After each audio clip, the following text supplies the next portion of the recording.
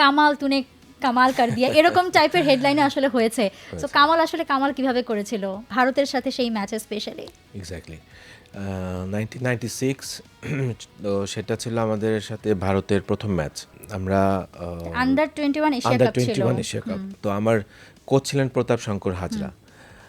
তো আমরা দাদা বলে ডাকি তাকে। তো খেলা হচ্ছে আমাদের বিকাল 4টায়। তো উনি আফটার লাঞ্চ, তো যেহেতু খেলা আমাদের একটু লাঞ্চটা আমরা আগেই করেছি 3 ঘন্টা আগে, তো লাঞ্চের পর আমাকে বললেন তুই আমার রুমে একটু আসবি।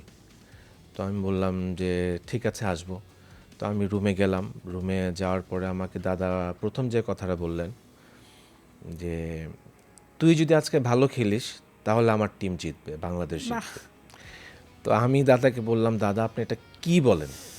ইন্ডিয়ার সাথে খেলা, আমি যদি ভালো খেলি তাহলে আমার টিম জিতবে, বাংলাদেশ জিতবে, এটা কেমন কথা বললেন? AKS অর্জন করলো গিনেস ওয়ার্ল্ড রেকর্ডস। AKS বলে আমি জানি তুই যদি ভালো খেলিস তাহলে বাংলাদেশ টিম জিতবে। তো চলে গেলাম। মাথার উপরে একটা মানে একটা প্রেশারও, আবার মানে একটা ভালো লাগাও, আত্মবিশ্বাসও তো চলে একটা এসেছে ভালো একটা, লাগাও হ্যাঁ। যে আমার কোচ আমার উপরে এতটা বিশ্বাস রাখছে। তো আমরা মাঠে নামলাম। আমার মনে হয় যতদূর আমার মনে পড়ে যে প্রথম 10 মিনিটে আমরা 1 গোল দিয়েছি এবং গোলটা আমি করেছি 1-0। পরবর্তীতে খেলা 1-1 গোলে ড্র চলছে এবং খেলা শেষ হওয়ার 4-5 মিনিট আগে আবার আমি একটা গোল করলাম।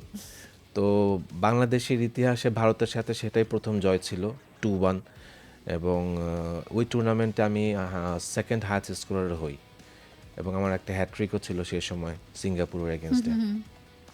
For more updates, subscribe to our YouTube channel and click on the bell icon. Follow us on Facebook and Instagram.